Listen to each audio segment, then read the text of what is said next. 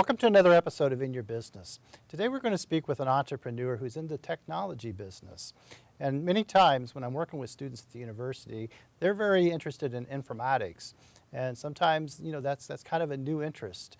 And so when we start talking about where their interests really lie and try to figure out what they're wanting to do, it comes back to the technology. So today as we meet with Ian and we understand his business, we're going to learn a little bit more about what informatics really is and how he utilizes technology in business as an entrepreneur. So Ian, welcome to the show. Thank you very much, sir.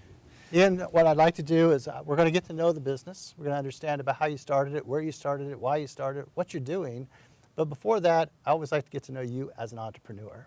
Yes, sir. Let's do it. At the end of the day, it's funny because when I meet a lot of entrepreneurs, I meet so many that are in so many different areas, everything you can imagine. And so I get excited about technology because I like technology, okay? But let's learn about you. As a child, did you grow up in this area? I did not. I grew up in the Dayton area. Okay. So we welcome you from the Dayton area to the Richmond area. And as you were just a little guy, what were you thinking you might like to be when you grow up?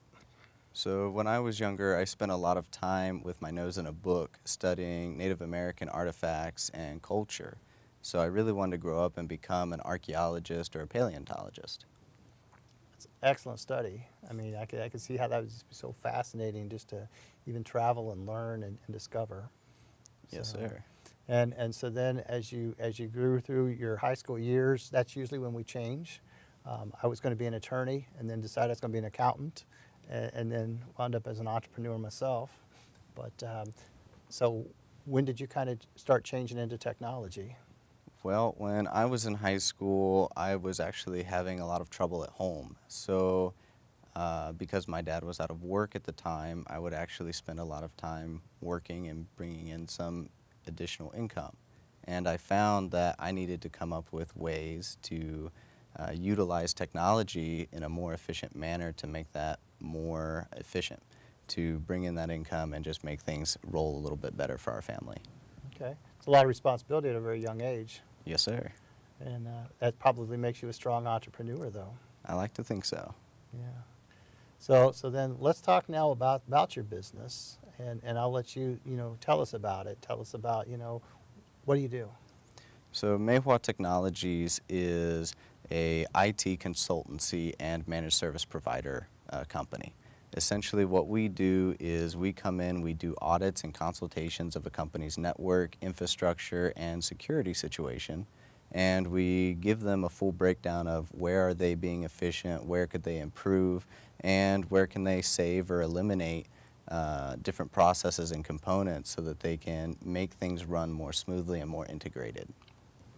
So I think the key there is the fact that you're a consultant. Sir. Because oftentimes everything you're talking about can be overwhelming. Yes, sir. Okay. I understand technology. I enjoy technology.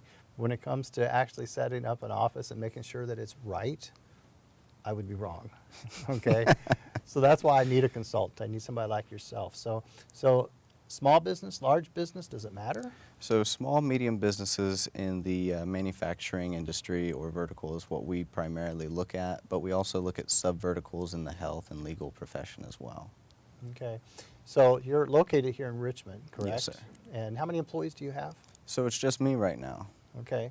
So sole proprietor or? Yes, sir. Okay. So sole proprietor working out of Richmond, Mm-hmm. helping small to medium-sized business. Yes, sir.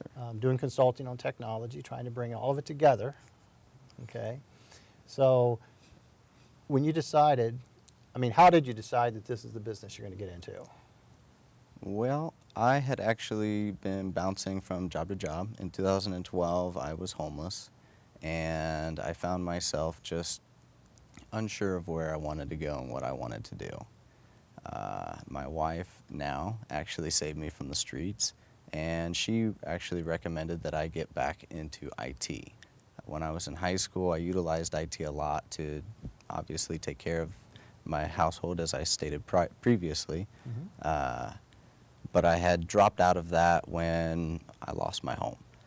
And so once she encouraged me to get back into IT, I took a trade course, and that was what started the stepping stones to getting myself back into the IT industry. I ended up working for Morgan Stanley and McGraw-Hill Education on 2 different contracts. And from there, it just kind of took off. I decided I really enjoyed what I was doing, and I wanted to just learn more and definitely build up my own skill set. Not just because it was for work, but because I just loved it. I enjoyed digging into the code, digging into how does this connect to this, and how can I make this work faster, better, or more efficiently. It's interesting because you brought up the word code, okay? Yes, sir. And when people start speaking to me about coding and they start talking about programming and such, it's something that can become very intimidating. And I know if it is for me, it has to be for others, okay? Yes. But a lot of times I realize even the simple things that I'm doing, okay, in my office, in my home, once I get more and more comfortable and I add to it, I do it better, and it's fun. How have you taught yourself to do this?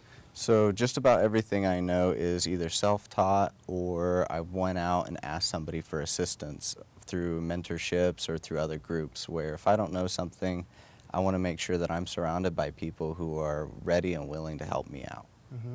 So I mean, and each of us have different strengths. So some things will come natural to me, some will come natural to you. But as you were learning the technology and you were learning some of the coding and some of the development, what were some of the more challenging things for you? So for me personally, it's extremely challenging for me to come out and actually talk to people about things. Now, once I get to talking, it's easy for me to bring things down to their level, but that initial starting the conversation is actually very difficult for me as a technician, as an IT professional. I prefer to sit behind a screen and type away and do my thing. Sure. So that was a challenge for me, was learning how to come out of my shell, learn to actually talk to people, and in a way that doesn't intimidate them. My philosophy is if I can't explain it to you like you're 5 years old, then I don't know it well enough. With that, though, I'm also a jack of all trades and master of one, and that one is myself. It's a constant state of self-improvement and making sure that no matter what you have as a challenge, you address it and you make sure you're doing what you can to at least improve in that area a little bit every day. Okay. And how do you find ways to make that improvement? I mean, is it through books? Is it through video? Is it, courses? So I like to consider myself the Google that champion. You can Google just about anything you want to know and you'll be able to find it. YouTube is a great video resource if you're wanting to learn something there. There's other online locations like udemy.com where you can go online and just learn whatever it is you really want to learn. I believe there's another one called Shaw Academy. That's another video resource I've used in the past. But definitely reading tons of books, making sure that you're a part of groups and forums. There are fantastic forums on like reddit.com where you can go and just be a part of an active, engaging community that you can just go in and say, yes, I'm working on XYZ, but I can't figure out ABC to XYZ. Can you help me? And usually they'll ask you for, a little bit of context, and then you provide that to them, and then they go straight into helping you out. Okay. Facebook is another really great place, actually, to find tons of technological-minded groups where they just work together to help each other out. So there's a wealth of resources available to you. Of course. And most of them are actually free as well. So if you're somebody who likes to self-learn and self-teach yourself new things, there's no excuse. I mean, you can go online and just make it happen. It's all about, do you have the capacity to do it? So Ian, do you find yourself learning something new every day, every week? Or every day. Yeah? Every day.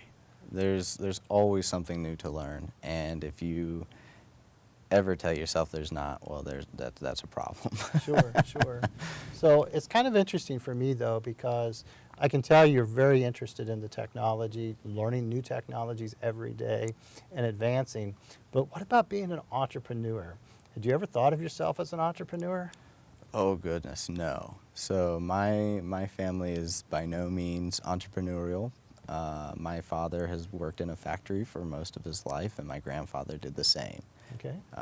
I started following those footsteps. Like I said, I did work in a few manufacturing plants in the past.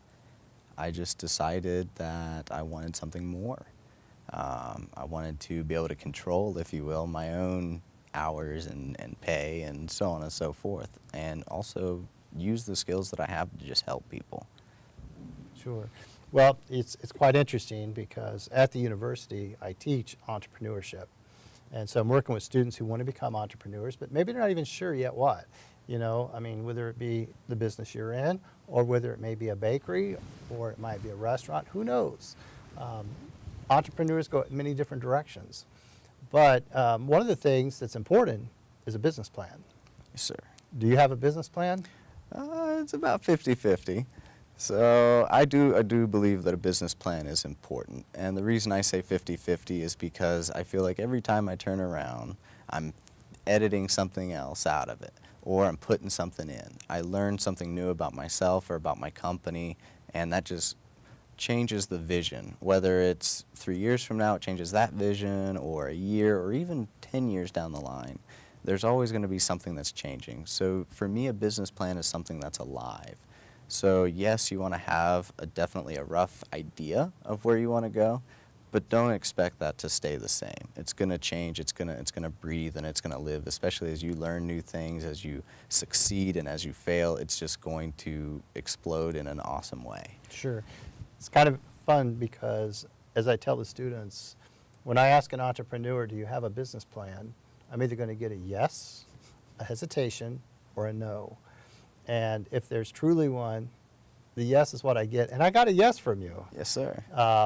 If I get a hesitation, that means they know they should have. Okay? And then if I get a no, that means no. Right. A lot of entrepreneurs that are in business, they have their business plan in their head. They can answer any question that I may have. They just don't have it written out. Okay? A plan is very important, and I think you should write it out, because it allows you to go back and make those adjustments you're speaking of. Right. And you got to surround yourself with the right resources, okay? So you're in business, you know the importance of having good accounting.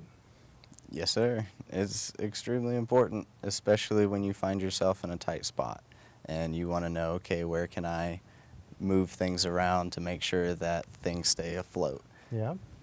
So how do you do that? Do you rely on a software, or do you go to an accountant, or, you know? So I like to not put all my eggs in one basket with any portion of my business. So in my case, I do utilize software. I do have QuickBooks Online, but I also utilize an accountant to double check those figures. See, and I think that's very wise, you know. And I agree with not putting all your eggs in one basket and making sure you've got things surrounded. And I mean, even down to, I mean, you may not use a lot of suppliers. I'm not sure. So I do have a couple of different suppliers. We call them partners in our industry. So I am partnered with like Microsoft or Dark Web ID. So we definitely have partners here at Meihua Technologies, and they do provide us with the ability to provide our services or our inventory. So if, for example, you wanted to buy a laptop, I would ask you, okay, well, what kind of laptop do you want, and what's the use that you're going to use it for? Because Sure. both of these are very important. A college student versus a major graphic design artist, that laptop's going to be two totally different things. Sure. So I want to make sure I have an understanding of what you need so that I can provide it. And oftentimes it might even be a different environment now, because I know a few years ago I switched from desktop to laptop. But today I do a lot of VR, the virtual reality. Yeah. And that forces me to go back to a desktop, because the tower is what it takes to drive, you know, those gaming units. Yes, sir. And so I can see where you're talking about, that you have to be able to really understand what my needs are to fulfill them. Yes, sir. A virtual reality situation is definitely going to require much more advanced hardware, as you already know. Having to get a desktop unit to contain the larger graphics card, maybe even larger desktop drives, so you can actually store all of your games. Not to mention, you're going to want larger fans to be able to cool that, so you can run for a longer period of time without having to worry about overheating. Right, and I have 2 fans on mine. So for that reason. But it's kind of interesting, because a lot of businesses that you might work with may not realize how important those are going to be for their simulation models. Right. And I know a lot of medical and healthcare, we're seeing more and more of the VR, and so those offices will have to definitely address those. Yes, sir. And that's where you're the expert. Yes, sir. As technology moves forward, there will always be changes. If you're still running on Windows XP or even Windows 7 now, you're very, very quickly falling behind the times. It's not just so much that, oh, well, there's a new operating system out. Those old operating systems are now privy to a lot more malicious attacks, as well as they just can't handle today's technology and software that's coming out. And I mean, it's just improving every single day. Sure. And when you say that, I mean, it's serious, because if you are running on one of those older units, even when you go to somebody's site, you may not get to even look at it. Right. So I mean, it's important to stay that current. Right. And if you're running your own site and people are coming to it, you want to make sure you're current. Right. And you want to make sure that with a website in particular, you want to make sure that not only can I view it on my laptop or my desktop, in today's world, it's got to be able to be viewed on a cell phone or a tablet as well. Today, people are on the go, they're on the move, and having a website is one of the first things that tells a potential client or customer, hey, I'm in business, I'm here, I exist. If you don't have a digital footprint, you're losing on tons of potential customers and clients. It's just the way that today is. If I want to find a particular service, let's say I want to look for a shoe repair shop, and I type in shoe repair shops near me, the first thing I want to see is your website. Sure. I mean, yes, it's nice to be able to see that you're on Google and be able to map my way there, but if I can't look at your website and go, hey, do you have some pictures or images of your work? Well, I might just take my business to somebody who does have a website. That, to me, just shows more credibility. Sure, it's your storefront. I mean, Right. it becomes your storefront, and it's the first impression people have. So you help people with that, right? Yes, sir. We do web development and design here at Meihua Technologies. Okay. You're at the Innovation Center. Yes, sir. And so let's talk about that, because the Innovation Center is something that's been important to our community. A lot of people may not realize how important and how to utilize it. But you made that choice. How did you know about the Innovation Center? So I learned about the Innovation Center through, now I'm a martial artist, so I have a sihing, which means older Kung Fu brother, and his significant better three-quarters, if you will. She actually recommended to me the Innovation Center, and we got to talking about it, and I decided about 2.5 years ago that that would be a great place for me to get started off. Now, at that particular moment in time, I hadn't started actually moving in over there, but about a year later, after I'd got my business plan figured out and I had decided, okay, what do I want to do, at least to start with? Once I had all that figured out, then I went and followed up on that opportunity and was able to get into the Innovation Center. So you then took up residency, if you will, at the Innovation Center for your business. Yes, sir. And tell us about the resources that are there. Tell us about that environment. What's that like to work there? So for me, I live in a household with a ton of animals. So being able to go to the Innovation Center and get a little break from some barking in the background when I'm trying to talk to somebody online, having a really fast network for me to be able to provide instant remote connections to my clients and be able to provide that support in a quiet environment where I can hear them and talk to them and figure out what's going on with their problems. That is, I mean, there's just no way to really put a value on that. Sure. Especially as a startup. Getting an office is extremely expensive. The Innovation Center is a place where you can go and get your basic office setup for a fraction of the cost of buying an entire building for yourself.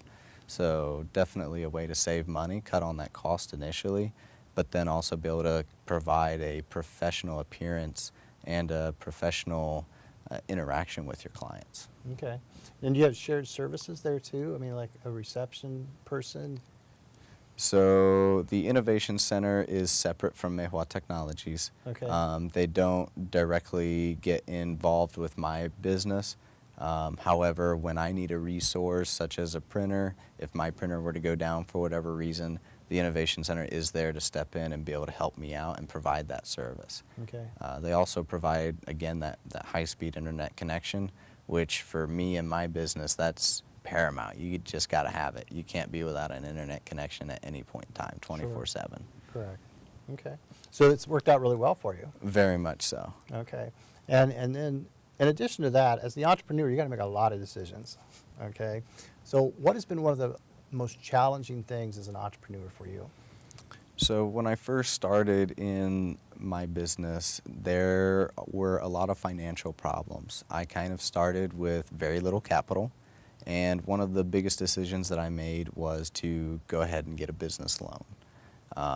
I was 100% against that. I was trying to do my best to get the business running without one, and it just wasn't working.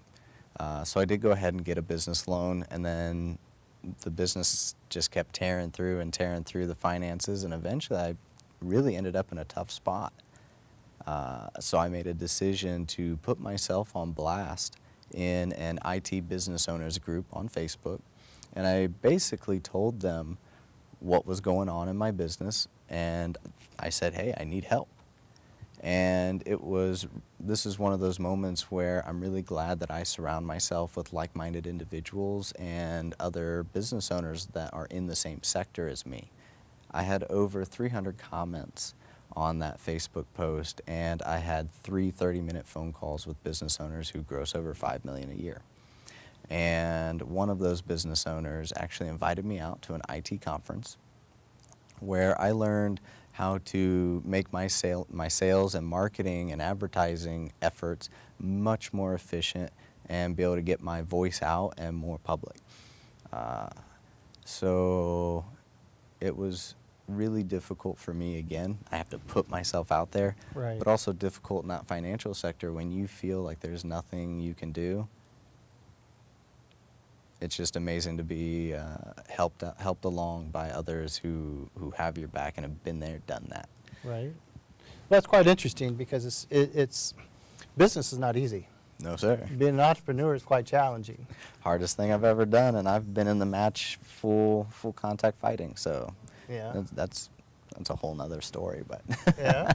So I mean, it is, and you like you said, I mean, you got the loan, you have to pay that back, you're responsible for it, you spend the money down, and you're thinking, how am I ever going to do that? right. And then you just have to open up, and you have to go to people who's been there, and they're there for you. I mean, they're resources also, but you can't be afraid to work. Right. And I mean, that's what you had to do. I mean, you had to really work hard. Oh, yes, sir. There are times where you have to say, I know I hate doing XYZ activity. For me, I don't really like putting together copy, right? I don't like putting advertisements together because I feel like it's asking, right? And you're asking for somebody to buy your product. Right. But for me, I've always grown up in that you don't ask people for help. You take care of a problem, you provide the solution yourself kind of environment. So creating copy and advertisements is one of the more difficult things for me personally because of that. I will say, though, that the person who's really pushed me to reach new heights and really succeed, and when I'm feeling at the lowest of the low, I would say my wife has been the person who's come to the top and just been there for me. So Well, that's good. That's good that you got somebody to rely on. And I mean, that's important in business, yes, sir. is to either have an advisory board or to have some support that you can go back to. Yes, sir. And the other thing is, as you were mentioning there, and that's just part of what you do in business, is help people learn that it's not just about me having a website, but it's how do I push that website? How do I get people to that website? How do I get people to respond to that website? We're not just in a still environment anymore. We're in a very interactive environment. Yes, sir. And I mean, let's speak to that. How do you get businesses to understand that? Well, what Meihua Technologies' main mission is to explain and let the knowledge come out that IT is no longer just about computers. It's not just about your computer, it's not just about your network, and it's not just about your security, it's not about your printer or your phones. It's all of that and making all of that work together, seamlessly integrated, without wasting any time, money, or resources. Because at the end of the day, every business has a bottom line. My goal is to try and make that bottom line look a little nicer, and at the same time, help your business run more efficiently, right? As I like to put it, technology should save you money, should save you time, or make you money. And in today's world, too often it doesn't, and that's Sure. what I help with. Well, it's interesting to see that you bring it all together because, I mean, you're experiencing it. Sir. I mean, you dove right in as an entrepreneur. You had to learn what you're doing. Now you're sharing it with others, and you're learning from others. Oh, yes, sir. And you say you're learning every single day, Every day. and that's quite impressive. Now, as the entrepreneur, What has been the biggest reward for you? The biggest reward for me has really just been freedom and the confidence that really comes along with it. When you have the freedom to make your own decisions and say, you know, I need to do X, Y, Z, or I want to do ABC, having that freedom and not being stuck on one particular task is something I really like. For example, right now I'm actually taking Meihua Technologies' website through a complete overhaul. I enjoy doing that. Okay. But just like I said earlier, I might not really like doing copywriting, but I have to, that's where the freedom part also is a little bit of a crutch. You have to sit there and go, you know, I love doing this, but I need to set time and balance it out and make sure I'm doing this as well. Okay. So for me, the freedom is definitely a big part of it, and the confidence, being able to come out and be able to meet new people, talk to people, explore new places in the world. Within just the last few months where we've been in business, I've been to Tennessee, I've been to Chicago, you know, and just been able to meet so many different people from multiple different backgrounds, and it's just been, I can't even begin to express how amazing of a journey it's been. Sure. Sounds like you're very passionate and that you love it. Yes, sir. Ian, thanks for coming on the show. Thank you for having me. This concludes another episode of In Your Business. Today we met with an entrepreneur that's very heavy in technology. Not only is he teaching himself every single day new technologies, but he shares that interest with other businesses. So he's helping other entrepreneurs. Today's survival and entrepreneurship means that you really have to understand how to get your message out, not just to one person, but to several people at a time, and get them engaged with you. And that's what Ian's doing in entrepreneurship. Thank you again for watching In Your Business.